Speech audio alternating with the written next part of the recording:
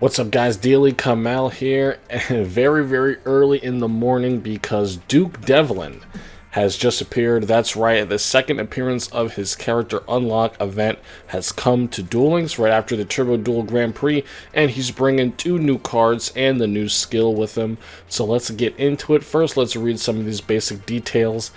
Duke Devlin can be obtained after fulfilling the condition after July 21st, so he is time gated. Anyone who doesn't realize, you can't unlock him right away. He is time gated, so this will work just like any other gate unlockable character. You will go through some story episodes by completing these little side missions, and then after you complete so many of them, after a few days, you will get to unlock Duke. So pretty self-explanatory there, nothing out of the ordinary, just getting rewards. This one you're getting dice, you're ranking up. And let's read Duke's little anime thing. This little manga panel.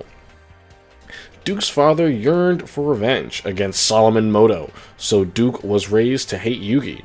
Duke challenged Yugi to a strategy game that he invented, Dungeon Dice Monsters, but he lost at his own game. Despite his defeat, Duke eventually grew to become one of Yugi's good friends. Yeah, man, Duke Devlin is one of my favorite character arcs in Yu-Gi-Oh! Something they didn't mention, he challenged Pegasus to Dungeon Dice Monsters, and Pegasus beat him, and then he was like, I gotta make your game a reality. But then when Yugi defeated Pegasus, all that came crumbling down. So that's a little backstory for Duke. So, let's take a look at some of the new rewards, because we already know Duke Devlin revolves around his ace monster, Orgoth the Relentless. So let's look at some of the other newer rewards that we're getting, and this was one that was listed in the Duel Duel's upcoming updates, the skill Summoning Crest. So I'll read this. This is a pretty meaty skill. Roll a die 3 times. Effects vary depending on the result. The skill will not activate if you begin the duel with a deck that contains 9 or more cards that require a dice roll, including the extra deck. This skill can only be used once per turn and twice per duel. Now, I'm going to stop there. There is a chance that that skill is mistranslated. There is a grammatical error right after the part where I think it's mistranslated. It does say, if you begin the duel with a deck that contains 9 or more. It says it will not activate if your deck contains 9 or more dice roll cards. That would be a first. Every time we have one of these skills, it says this skill will not activate if you contain, less than 9. Maybe this is the first time, but I do think that is mistranslated. Do not quote me on this. I'll put in the description if I find out later if it is mistranslated or not, because that would be very interesting. So, after the skill's conditions are met, you're rolling 3 die. If the total number is 12 or lower, add 1 Orgoth the Relentless to your hand from your deck. Then return 1 card from your hand to the very bottom of the deck. So that's if you get 12. If the total number is 9 or lower, change the level of Orgoth the Relentless in your hand to 4 until the end of the turn. And then if the number is 6 or lower, you can conduct up to 2 normal summons or sets this turn. So evidently this skill looks like it is pretty Orgoth the Relentless reliant, unless you hit that low ball below 6 every time. But something that I'm worried about, right, is I do not believe that cards on the field can manipulate dice rolls done by skills. So before this video, I was thinking, maybe you could use this skill with one of the new cards that manipulates your dice rolls, but I'm not sure how that works in Duel Links. I do not believe skill, coin flips, or dice rolls will be affected by your cards on the field. Someone will have to test that for me in Duel Links and let me know in the comments, for real, because it would be very interesting. I'm not saying it wouldn't work, but I can't tell you for sure because I have never tried it before. We also have matte and sleeves here, pretty basic.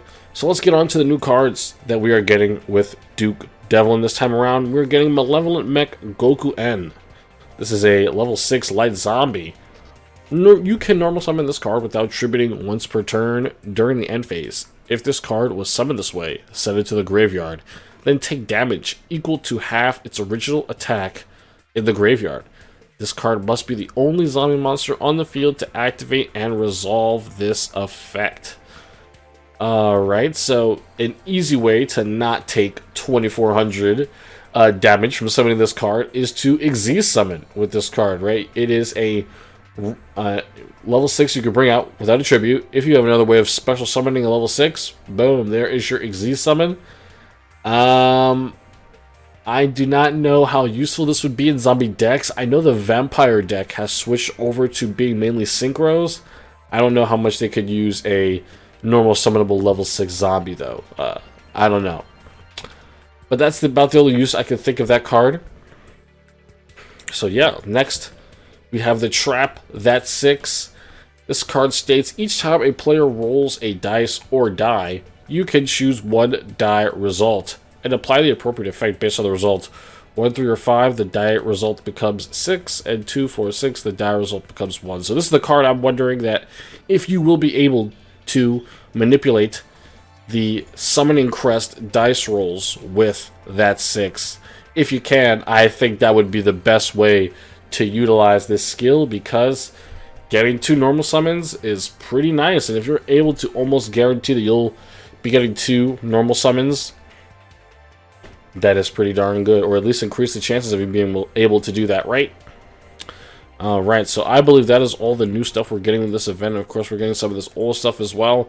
So I'm going to give you guys a quick overview of Duke Devlin, since I do already have him unlocked. Oh my god, where is he? I have him on my main account? That's right. That's big yikes, guys. I don't have Duke. I freaking unlocked him on my free-to-play account. I didn't unlock him on this, so I have to play this event.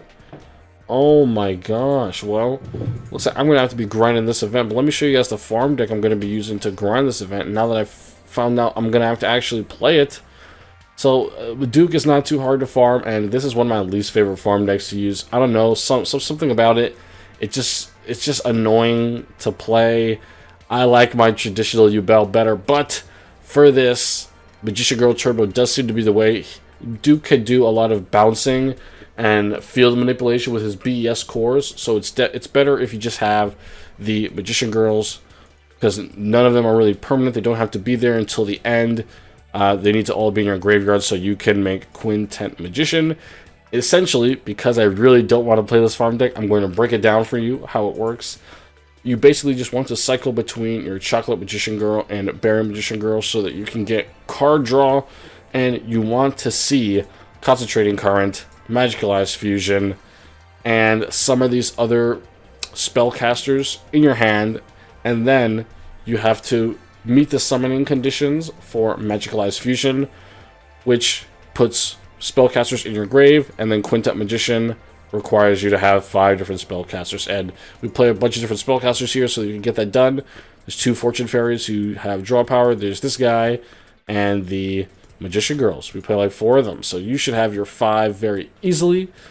Essentially, your final turn is you want to boost up your Quintet Magician with 2 Concentrating Currents, so it has Aura 10,000 attack, and ideally you should be able to make an Xyz monster as well before you make your Quintet so that you can remove any threats on your opponent's board.